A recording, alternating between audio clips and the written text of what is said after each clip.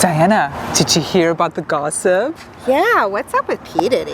Oh, don't even go there. We'll let Sloan go into detail about that. Authorities are raiding Diddy's homes and they've gotten computers, cell phones, hard drives, and much more. But the worst part is that what they found is much more evil than they ever anticipated. So let's get into it. He is the gossip guy, right? He is. And he is going to get into it. He is going to get into it. And today we're going to get into it. We are. With Sloan. Which I'm so excited. We're going to go and meet him and interview him and see what it's all about. So stay tuned. Yeah, you know it's Cali, close up. The journey's just begun. Cali, close up. Come on in and join the fun. Hi everybody, so today we are here with Sloan and his YouTube channel is at Sloan Hooks and we are featuring him as one of our pioneers in influencing and social media. Yes. So Sloan, let's get into it. Let's get into it. I'm Yeah. ready. I'm excited. Thank you for having me. Yes. So what started that whole "Let's get into it" slogan? I love it. You know, Let's Get Into It actually comes from one of my biggest inspirations, which is Wendy Williams. And on her like commercial break, she would say like, grab a snack and we'll be right back. And then my original saying was like, grab a snack, get ready to wash it down with some hot tea, and then let's get into it. And then I like ended up like dropping the tea in the snack because a lot of my stories got a lot more serious. So I was like, this is not tea anymore. So yeah, that's where it came from. And Wendy Williams is one of my biggest inspirations. So that's where kind of like. How you doing? Yeah, how you doing? I wonder how she's doing. I'm like, I know, I hope right? she's okay. I know. I told my friends about I'm interviewing you, and usually I don't really talk to her about YouTube stuff. And it's so funny how she's like, oh, Sloan, let's get into it. I was like, you know him? Like, I watch him. So it was really cool. Yeah, I love that. I mean, I'm alone in my room most of the time. You know, I've got the podcast, which is titled from my slogan, but it still surprises me, the people who see it and like, you know, I don't ever talk to people about what I do for my career, but you know, I'll go out and I'm social, they'll post me on their story and they'll be like, next time they see me, they're like 5-10 people reach out and are like, I watch his videos. And it's like really surprising just the diversity of like my community. There's so many different people watching all over the place, so I welcome it all. Did you know the direction you wanted to go when you first started YouTube? You know, when COVID happened, we had a lot more time on our hands, so I came across some topics online. I started researching them, and I've always been, you know, on YouTube as a consumer, and I was like, nobody's talking about this. So I kind of found this like gap within the market, and I filled it, and essentially it popped off because that niche resonated with a lot of people. No one was really talking about it, so that's where my kind of like structure came from. But I've always enjoyed making videos and the content creation and editing, so that's always been a passion of mine. But then when COVID happened, you know, we all kind of found new hobbies, and one of them for me was YouTube. When COVID happened, the Dan Schneider stuff. Yeah. And I was like, oh my God, this is so juicy. I just can't stop watching it. And then from there, I'm hooked. And then the Britney Spears movement and everything. Those two stories in general, they're two of my most popular stories I've ever covered, and that's where I really began my YouTube channel, was like advocating for those child stars with Dan Schneider and then exposing what was really going on with the Free Britney movement. And I actually had a point where I was like, okay, what am I doing next? Because I'm so engraved in both these movements. And then I just started talking about whatever interested me. And then I'm talking about stories from 20 years ago, 40 years ago, and then stories from 2 hours ago. And it's given me a lot of creative freedom. It's frustrating because I'm all thinking, oh, these actors are good. And then here you go, you're like, juicy secret of this. And then I'm like, oh my God, another corrupt person. Yeah, and you know, I don't like the whole idea of cancel culture, even though that may be shocking. I like, you know, accountability culture and things like that. I also just think, looking back on time, some of our favorite celebrities nowadays, like, they've been in the industry for a long time. So you dig up some stories from 30 years ago and you're like, geez, like Woody Allen. Like, Woody Allen, yeah. yes. So I didn't know that story until like a few years ago. Yeah. I didn't grow up around Woody Allen. Yeah. And then my audience, so, you know, I have some older people, not elder. I'm like, I've got like people in their 30s and such. You know, it's not a bunch of teenagers watching my content, but I've got people. And that's elder. No, it's not elder. I mean, older than such. But, you know, they enjoy that content. And then people who are also younger, who've never heard of Woody Allen, they're like, this is such an insane story. So I don't want to, like, you know, dogpile someone, but I just like learning about this myself, kind of like I did in COVID, and then going to the camera and telling it to everyone else. And I'm sure there's a lot of generations, like you're saying, that they don't know about Woody Allen. So you're giving them new information, even though the older generations may know about that story. You're bringing it to a whole new group of people. So that's great. Yeah, and they do. The older generations love it. They love to see someone like me, like out here, young, embracing these stories and like also validating their experience and entertainment as well, because those stories get lost and then we forget about it. So Facebook, I do great on there because those stories, they have an older crowd on there and they love those. Where do you find these stories that you cover? So sometimes just scrolling on the internet, but I also have created a lot of like community culture within my channel. So I've got tons of emails. I've got people submitting ideas every single day, evidence. I've got stories that are sometimes exclusive, and it's like, do I want to put myself out there and risk it? But nonetheless, we've got like a long list, and I've got a system I use with like hundreds of ideas. So I have like content to create for a very long time. Has there ever been a topic where you're like, that's a little too controversial for me? Yeah, I would say actually recently I did a story about Harry and Meghan Markle, and I don't really like getting political. I mean, I would say the royals, they're kind of borderline where it's like, now this is celebrity gossip, which is why I covered it. But I don't really get political because my community is filled of a lot of different people who are, we've got the people who want to stand up for victims, and then we've got the people who want to expose corruption.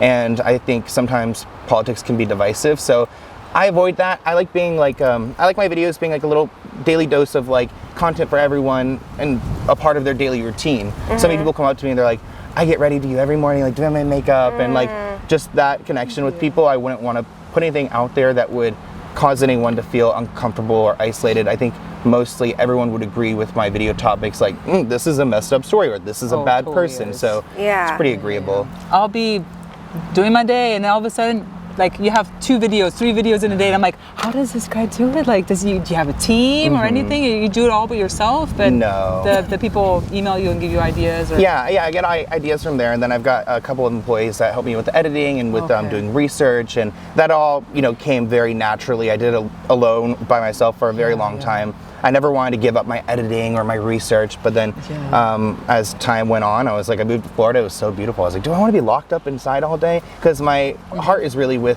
the camera, speaking to the camera, and that part. So I hired people who can edit way better than I can, and it's helped me produce content every day, which I love. Oh, I love, and it's interesting because sometimes I'll be like, I'll see you and you're in a different location. I'm like, wow, he's always moving. Like, where's he going? Yeah. You're always somewhere, huh? Yeah, I mean, recently I've like settled down into a condo space that I moved into. But what's great about my content is that I need my microphone, my computer, and then my iPhone. I film it on my iPhone. Those cameras are better than DSLRs. Like those DSLRs, like that thing. I wouldn't know how to do all that. So iPhones are so great, so good with autofocus. So I can really set up wherever I'm at and cover a story. And that's the beauty of like the structure of my videos, because some people they have to be in a certain setting or they're even just vlogging their life, but I just sit down and tell the story. Oh, wow. So when you first started doing your videos, was it just a hobby, or did you know this is what I want to do? I want to get monetized. I want to make a show. Absolutely not. I never thought that YouTube would. I mean, I've always had a dream of being like a Wendy Williams, Andy Cohen, Joel McHale. Grew up watching The Soup. I love his stuff. Always had that dream in me. I went to school. I studied statistics. I worked for the government. I did data science for. Wow. So random. Yeah, I did. That is like complete opposite. Yeah. I was a data scientist for the Department of Defense. I did military data analysis for 3 years. And then when COVID happened, I mean, I always loved creating videos since I was a kid. A lot more free time. I created a new channel, and then I started working on it. And even at that point, I was like, oh, I can never, do this as a career. But then a year into that, doing both and just like building so much of a following, then working with my agency, I started to realize that this is an opportunity for me. And ever since then, it's just opened a lot of doors, and I want even more than YouTube. Oh, okay. So you want to expand and maybe do like television? Yeah. I mean, TV is kind of like dead nowadays. I mean, I think YouTube is like, I'm super happy to be there because they value us on that platform. But, streaming services one day, I'm still young and I just want to have a long, career in entertainment, and thank God that YouTube got me here. But now I want to do even more with it. So what is a day in your life, Sloan's life? Do you, is it just full-time Just YouTube? No, Yeah, I take mean, us through a day of Sloan's life. Yeah. I have no routine. I don't go to bed at the same time or wake up. Sometimes I'm up at 6 a.m. Sometimes it's 10. I mean, yesterday I think I started working at 7 p.m. and I filmed 4 videos. And Oh, wow. I stopped at like midnight, like a little after midnight. So I usually film, I would say like looking at a week, I'll have 2 or 3 work days where I film 4 to 6 videos within those days.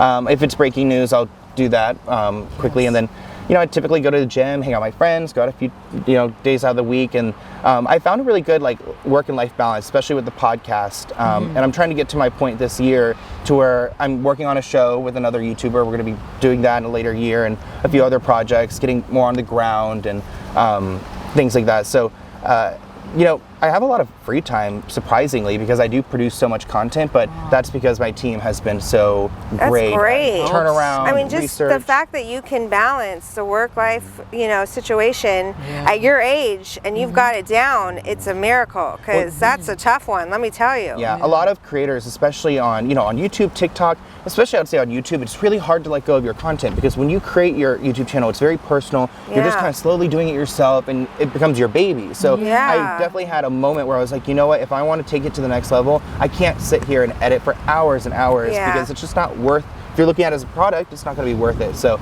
I'm really blessed with my own team reached out to me. They're like, I want to be your editor. And I was like, okay, well, Oh, you're my editor. Let me wow. hire you. Nice. And then it got me into a good place to where I can invest more time in other projects. Oh, that's great. You have these videos that you post out, and a lot of these people message you back, like the backlash you get, like Nick Carter or Mike the Situation. How do you deal with that? And like the risk you have to put on your YouTube, it's crazy. It's definitely like, I feel like, so when you first start doing YouTube, a lot of people have a problem with hearing their own voice, and then you kind of like get over it.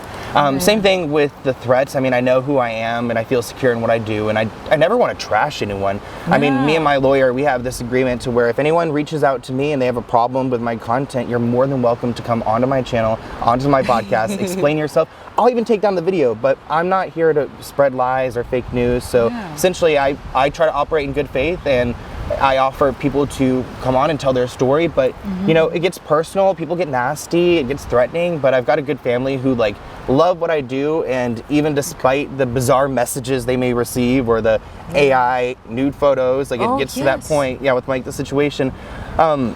But a lot of this will be unpacked in a series I'm doing called Cease and Desist with Sloan later this year, that will go through each person and how they've tried to silence me, whether it's text messages, all the legal documents, everything's coming out. That's so juicy. that will be a project where I'm just gonna show, because I have put myself in a risky position, and I don't, sure. and I tell people about it, and you've seen the videos where I show it, but I want to show people like step by step, and how some of these lawyers and people I even talk about in some of these bad cases who represent bad people, they use these strategies to try to threaten us. And if I didn't know any better, and I didn't have my great lawyer and knowing my rights, then I would succumb to them. So I think that's like a part that I want to open up more about, because there is a risk, but thankfully I'm strong and I don't let it eat me up like I would have. It's kind of like hearing your own voice. It's like, I'm over it now. I'm like kind of over it now. I know it comes with the territory. Yeah. I just know that I don't act maliciously, and at the end of the day, your intent needs to be malicious.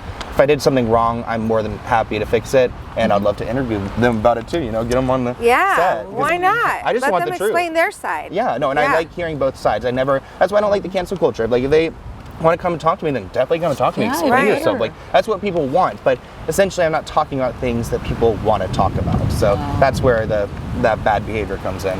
Yeah. And exactly, because it's controversial, and some people don't want that information out there, and you're putting it out there, and you're putting it out there to a younger generation. They might be like, I really don't want that out there. Yeah, and I get that side of it, and I'm not trying to. I think one thing that really allows me to have a good relationship with my subscribers is that I don't just beat someone up. I'm not calling anyone names. I'm not calling them stupid. I'm not like berating anyone. We're going with the facts. I'm telling the story, and there's no like gimmick behind it all. So I think that's where people don't look at me as like a hater in this situation, because I'm not hating. I'm just trying to, I'm pulling court documents. I'm reading what is actually out here. And I know there's like blurred lines sometimes, and that's why I do what I do, to uncover that and to try to give people the real story. Now, if you could go back in time and do it all over again, would you still do the same show? Absolutely, yeah. Yeah. I mean, So you love what you do. I think, like, This is yeah. it. I wish I just want bigger. Like now, I'm like, I just want the next. I want to take it to the next level. You're do ready. even more content, and just fully take on being an influencer and creator. Because for so long I put myself in a box. Like, I can't do that. I can't do that. And going back, I wish I would have done more. But no, I think we're in a great place, and I've got a lot of plans for the next year. So I think that there's gonna Yeah. be more content and just more connection between me and my subscribers, because I'm like seen as like a news reporter almost. So I'm excited to open up more about my personal life as well. Oh, that's great. Yeah, because I'm sure people want to know, like, Yeah. what's up with Sloan? I want to know his personal Yeah. life. Give me his dish. Yeah, and I mean, it's like there's definitely that barrier that you put up as a creator, because like for me, they don't really know much about me. That's why if I do a life update, it does very well. It gets hundreds of thousands of views People because love you. people want to know. Yeah. But that's also the beauty of what I do. I don't have any interpersonal problems in my career. I don't have to create drama in my life to get views. My relationships are relatively private. No one really knows about it. So it's Yeah. very much a job.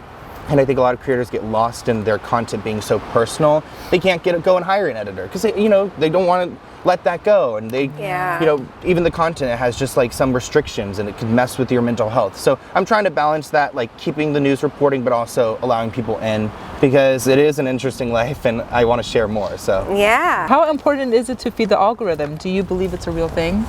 I mean, there's some aspects to it. Like if you go and put 80 tags in your video, you're gonna be caught as spam. Yeah. But there's no like secret to the algorithm. Like Mr. Beast, he's got great success, but he Yes. cannot attribute that to the color of his thumbnail, the certain titling. Yeah, yes, there's a part of that. I think honestly, it comes down to almost luck, because I've created videos since the 7th grade, and then just I kind of found this niche and it fell into place. So as far as like manipulating the algorithm, like there's no real way that you're gonna do that and become an influencer, because if the content's not good, nobody's gonna watch it, Yeah. So it's like at the end of the day, if it's good content, someone will find it. And even you see like videos nowadays that go viral from years ago because it's great content, they just finally Right. found it. Yeah, Yeah. that's right. Yeah. And then if you were to start another YouTube channel, what kind of channel would you do? Well, I'm doing that. Cease and Desist will be the project that So I that's will. the other yeah, YouTube which will channel? be another YouTube channel. Okay. I'm working on a show with another a YouTuber as well that we will be coming out like probably in fall time. together, okay. Yeah, like a together. Like we're taking it to like the red carpet and doing like kind of like podcasts, but also just like press as well. Like interviewing that. from the red carpet. Yep, Oh, things that'll like be that. fun. Yeah, it'll be like a different experience. So Yeah. that'll be exciting. And then this year You're I'm just, gonna put the mic out and they're gonna be like, wait a minute. No, I have enough of that at Soho House. I'm like, but hopefully, like with my backup buddy, like we'll have support, and then Yeah. it'll be good. And then that's pretty much it. I want to do more personal content, but I'm like, it's just difficult. It's also you got to like weigh the the benefits of it business wise too. 'Cause Yeah. it's like, okay, I go and I shoot a week long like of my life like pilot thing. Like where's that gonna go? Is that just gonna go on YouTube?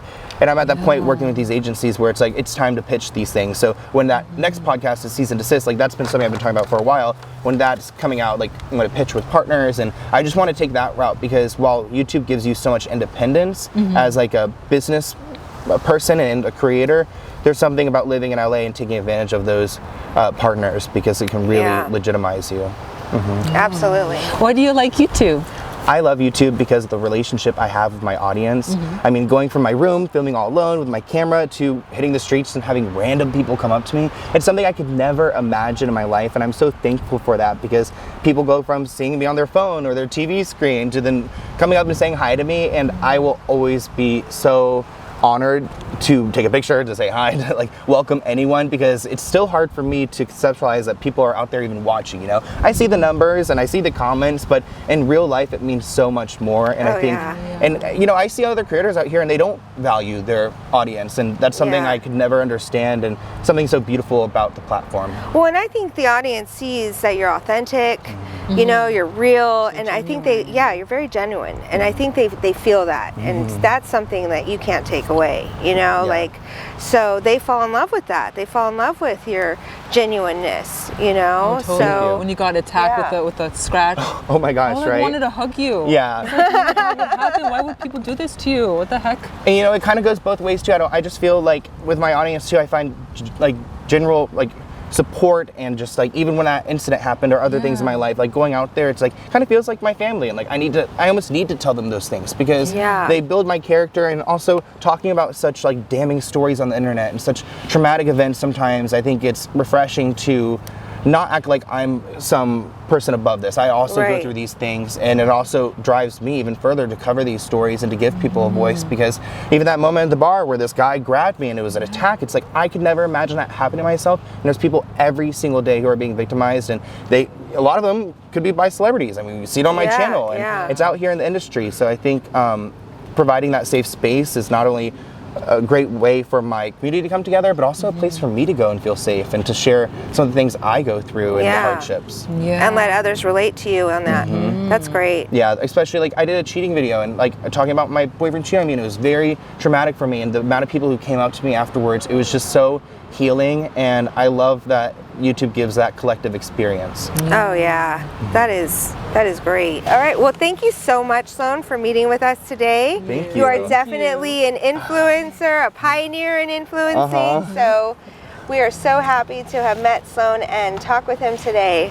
Awesome, thank you guys so much. And all his information will be below on the screen, and we'll see you next time. Oh, Diana, we sure got into it. Yeah, we did. And you know what we realized about getting into it is it's not easy being Sloan. No, it isn't. No. So he has to really put himself out there to get this information out there. Because, you know, a lot of people don't want that information out there that he gives. So it's quite interesting to see how he handles that and how he has to work his way around that. And risking his YouTube channel and getting it demonetized or like turned off, like I don't even know. He risks lawsuits over Oh my this gosh, stuff. it's so like insane. It's pretty serious, but we give him a lot of credit because he goes out there and he does it, and he's truly a real humble person. He's a really cool guy. And he has the most beautiful blue eyes ever. Yeah, he does. He does. He does. So we really enjoyed meeting Sloan. We did. We hope you did too. Make sure to watch his videos. Yes, we'll have the link below. And thank you so much for watching our video this week. Yeah, and remember to like and subscribe and get out there and Experience life.